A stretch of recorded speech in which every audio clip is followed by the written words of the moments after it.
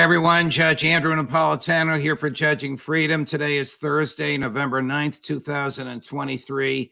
Our dear friend Alastair Crooke joins us now. Alastair, always a pleasure, my friend. You have been writing extensively and given all of us much food for thought. And much of it is about Israel and Gaza and the externality, the long-term effects in other parts of the world. And I want to discuss that at some length. But before we do, one or two questions for you to unpack with respect to Ukraine. Last weekend, the commander-in-chief of the military, General Zaluzhny, gave an interview to The Economist magazine, which you and I read regularly, in which he said that the military is at a stalemate. The military conflict is at a stalemate. He was denounced by the Zinski administration. Within 2 days, the following happened. His chief of staff was murdered when a booby-trapped birthday present exploded in his face. And President Zelensky announced that there would be no elections in 2024. Can you connect the dots? Yes, this is the end game. And the regime in Kiev is starting to fragment and come apart.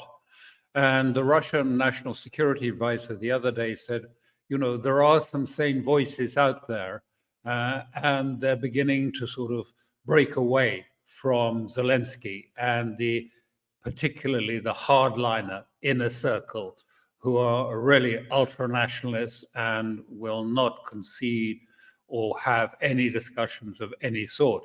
I mean, they're really the absolutists. And you're beginning to see it. Zaluzhny very clearly positioned himself away from Zelensky. And then we had, yes, as you say, this assassination. And I think what we're going to see is the slow defections away out of Kiev. And Russia is waiting to welcome people who they can talk with seriously. So the end game's happened. The military side of it's over, and now we've moved into a sort of new phase of moving gently towards some sort of political outcome. I don't think there's about to be negotiations. That's still a long way off, I think. But we're now in the sort of between times. Whether it's because of the steadfast resistance on the part of the Republicans in the House of Representatives, or the focus of the United States government on Israel, or a realization that what you just said is more likely than not, has the West, led by the United States, lost interest in Ukraine? Oh, yeah. I mean, of course, what happened in Israel and in Gaza is completely absorbing the attention. And whether it is in Brussels or in Washington, I mean, they can't escape that. So that the attention is completely gone away from the Ukraine, and the money's gone too. Even the EU can't give it any money at the moment. It's just promising some small sums, but they can't give them any large sums. So money is gone. The weapons aren't coming. There are not enough men to fight. And really the whole system, I mean, it is just slowly breaking down, essentially. So yes, it's over. I mean, that's part of it. The kinetic part of it is largely over, except that Russia is moving quite quickly on this town called Avdiivka, which is quite a fulcral city just next to Donetsk, from where it's the most defended city in the north that the Ukrainians still hold. And that is on the point. I mean, the Russians are really putting men into that, 40,000 or more. I mean, you know, this is serious. They're intending to finish that. And I think that's going to be another point at which we'll see probably, you know, more defections, more military commanders deciding to call it quits and ring up friends in Moscow. So what happens to President Zelensky? He can't engage in negotiations because the Nazis on his right wing will kill him. He doesn't want to leave. He doesn't want to run for re-election. What does he do? I think when Zelensky or some other military commander has got a critical mass of support, then he'll be told to go to Italy, to his Tuscan estate, and be off with you and take your money and go. And I think the United States is ready for that. It's very clear that they want him gone. There's been so much negative journalism about Zelensky of late, which shows that they are also bored with Zelensky and want him to go.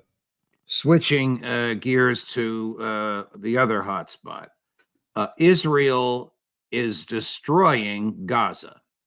Can it destroy Hamas?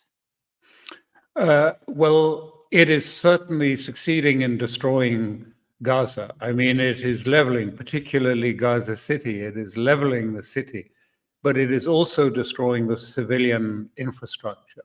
It is destroying schools and hospital entrances and also the solar panels which powered the hospitals, also the water supply for the hospitals, also the bakeries. And this is clearly an effort to remove the population from the north and to force them, because, you know, there's just no food. There hasn't been bread in Gaza for some days. There's hardly any water to drink or wash. They're under continual threat from the air. This is not Hamas. These are just civilians. But Israel is threatening to level the whole of Gaza and wanting to remove, displace the entire population of the north down to the south. Now, at the same time, in Gaza, Hamas is not affected by this. It's deep underground in these tunnels. They're not sitting in the hospital. They have their own hospital about 60 meters underground. They have their own stores. They have their own mechanical equipment. And they don't, and they're at a level that is too deep for the Israelis to be able to reach them. So their main fighting force is not present. It's noticeable. We don't see dead Hamas forces. I mean, maybe one or two, but I mean, not like Ukraine. You don't see it. I mean, I know Israel claims successes, but so far Israel has not got out of its tanks and its armored personnel carriers. They like to stay well protected and not get out onto the ground.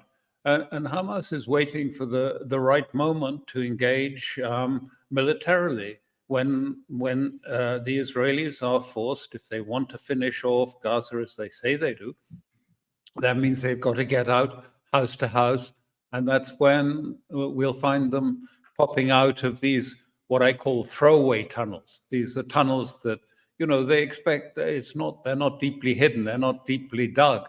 They're there, and then they're just a quick exit for one or two men to get out, place an explosive device on a tank, quickly go back, shoot a rocket at it, down the tunnel, and then collapse the tunnel so that the Israelis can't use it. Finished. They'll never use it again. They'll use another tunnel. That's how it's operating. So Haaretz, the highly regarded Israeli daily newspaper, reports 330 to 350 IDF killed. Is it possible that more IDF have been killed by Hamas than Hamas have been killed by IDF, notwithstanding Prime Minister Netanyahu's boasts to the contrary? Yes, it's very difficult. I mean, we have to be very cautious of all these numbers that are being bandied around. But there's no doubt that the Israelis are suffering much more casualties. If you read Haaretz, you'll only see officers named or described as having been killed, no ordinary ranks. And that suggests that, you know, the numbers that they're giving, some people are presenting, are on the low side. We haven't seen any sign from the rubble or anywhere else of someone pulling out a Hamas soldier or even a weapon. I've yet to see a weapon come out of the rubble. I've watched the Jabalia camp at the other sites. You don't see that very much. No, because they're all sitting deep underground, you know, in their dormitories and all of their equipment and their excavation machinery in this huge, I mean, unparalleled, really, facilities that they've created deep underneath the ground. And so far, Israel has been unable to reach them. So the main fighting force is not engaged yet. Two sides to this question. What is achieved by the slaughter of children and women and utter innocence? And what are the international consequences of such a slaughter? This is the key. And this is the thing that is, I think, really, that's what I described when the elephant in the room, is that this is nothing to do with destroying Hamas. Hamas is underneath the earth, far down. What it is actually making parts the north of Gaza, first of all, the north of Gaza, unlivable. No bread, no water, no equipment, no facilities, forcing, if you like, a displacement, a cleansing of the whole of the north of Gaza.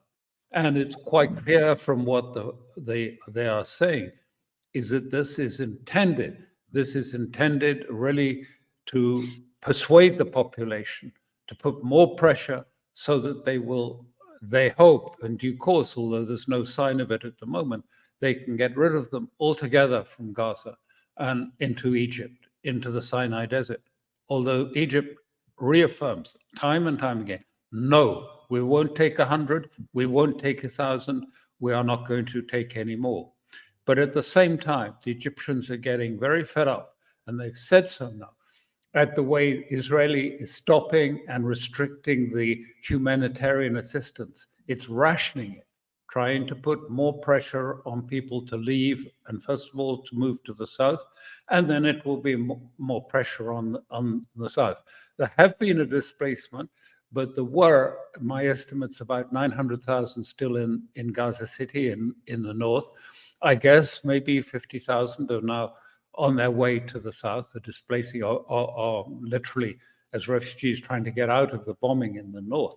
But the civilian loss, I mean, this is really mobilizing and, radicalizing the world, watching these videos, and the children, I mean, dying and their parents dead. And I think you've seen some of the people even playing on CNN who've come back from Gaza saying how terrible the slaughter is. It really is something very, very, I mean, this is ethnic cleansing that is taking place. This is the elephant in the room for Biden and for the United States and for Europe. They are tied to a process of ethnic cleansing, which is driving the Middle East nuts. The passions are getting higher and higher. And at the same time, what we see in Israel, increasingly, people are talking in apocalyptic terms about the future. They talk about the Palestinian civilians there as not being innocents, in the word of one cabinet member. And they're talking about what the settlers are doing in the West Bank. These are our biblical lands. Increasingly, we are seeing it turning into an eschatological debate about the biblical Israel and these people who are attacking us and killing us like the Amaleks did some thousands of years ago. So, I mean, it's becoming much, much harder for anyone to intervene when the mood turns like that. And just to be clear, over 80% of Israelis, left and right, share those sentiments about wanting to, if you like, erase all Palestinians from Gaza. I mean, eradicate all Palestinians from Gaza, because they feel there's no innocence. They're all complicit because they have had and they have nurtured a Hamas within themselves, that therefore they are party of it and they cannot claim to be non-combatants at all. So it's getting very, very much more fraught, this exercise. If Israel is engaged in ethnic cleansing, if it is intentionally slaughtering innocents, these are clearly war crimes. Israel is using American equipment and ammunition, to say nothing of American popular moral political and PR support. Is Joe Biden, is his administration, is the American government complicit in these war crimes? What the Israelis say is, of course, they're moving these people and persuading them forcibly to go because they're starving, is for humanitarian purposes. But that's entirely bogus. This is ethnic cleansing that is taking place. And as I've tried to explain, this isn't, the war on Hamas is not involved. Hamas, 60 meters beneath the surface, they're not engaged in this at all. They're not killing Hamas. It's not saying we have to do this because, Hamas might pop up and then suddenly kill us. Hamas are not in the hospitals there. They have their own hospital buried underground, which is where they are going. So it is entirely that. And what concerns me is the time is running out for the United States and for the Biden administration, which has tied itself so closely to this operation in Gaza. Time is running out because sentiment in the United States, in Europe, but more around the world is getting impassioned about what they see, because they see it much more clearly in the rest of the world, what's happening, because it's all over their television stations 24 hours.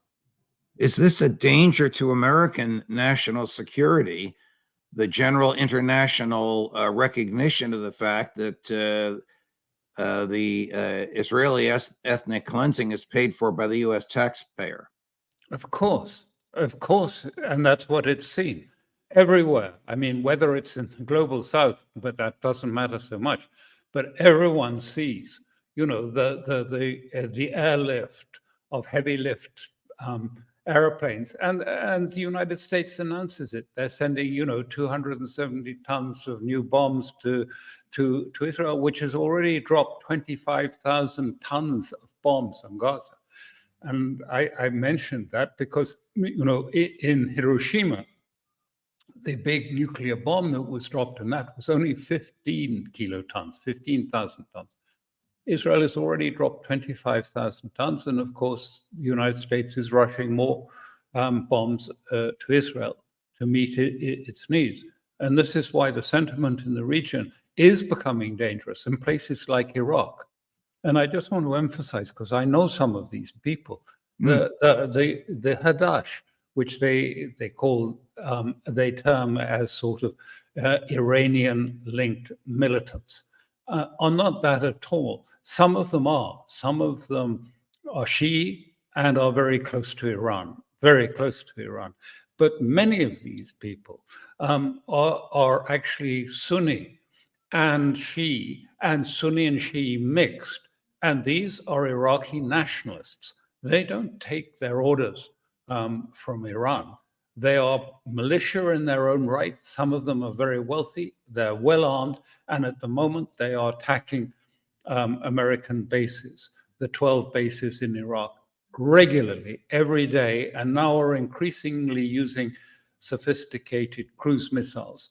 They call it the Al-Quds 1, but it's a proper cruise missile, which is at supersonic speed. Very hard for America. It's being pushed really hard there.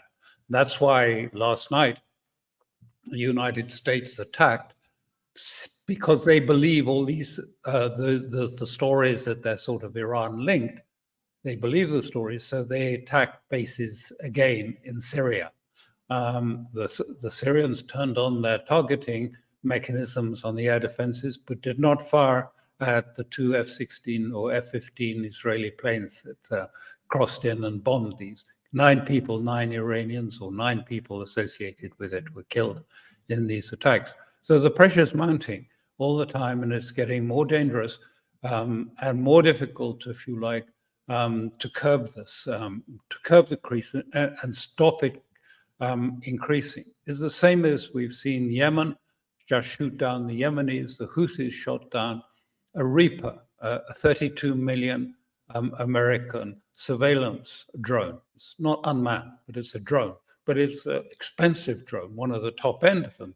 They shot it down the other day. And in the north of Lebanon, the exchanges with Hezbollah increase all the time. What is the purpose of the American strike forces, the aircraft carrier surrounded by other offensive ships in the Eastern Mediterranean and in the Red Sea? Well, it's a sort of default response from the Pentagon. Let's send these big ships. I mean, actually, those big ships are the most vulnerable things. I don't know why America goes on with these huge aircraft carriers, because they're so vulnerable to modern missiles. And Hamas has modern anti-ship missiles. It has very sophisticated anti-ship missiles in its armory, and has used them before. So it's not that. But I mean, what we're seeing and what the resistance, the Unified Resistance Front, as they call themselves, are doing is slowly heating up place after place: Yemen, Iraq, Syria, Lebanon. It's a sort of slow, careful, managed escalatory process that is taking place to increase the pain on the United States until it does what Hassan Nasrallah said. We will not go further into this conflict, any of us, any of the unified resistance, providing Hamas is not in danger. If it is survival is threatened, then all options are open, and we will do what we think we need to do. They didn't withdraw, but for time being. But the idea that they're all wanting Iran or Hezbollah wanting to dive into a major, huge war, people have got it wrong, and therefore the aircraft carriers are irrelevant. This is a slow boiling of the American defense frog until it experiences enough pain to make sure that Israel stops the civilian deaths in Gaza.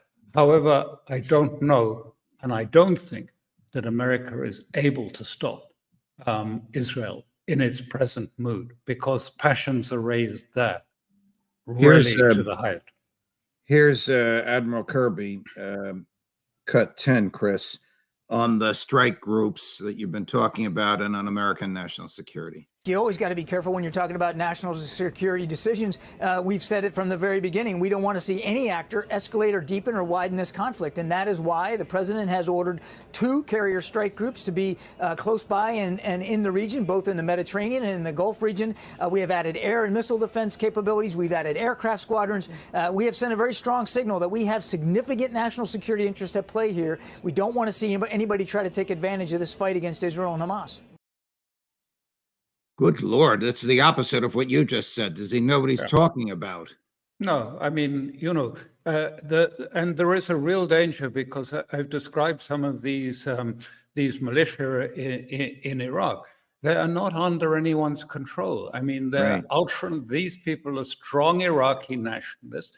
They have a religious sanction from Al-Azhar University, from the Ayatollah, from Khamenei. Everyone has said, it's right to support religiously. It's a duty to support the Palestinians. So they have religious cover. They have money and weapons, and no one can control them.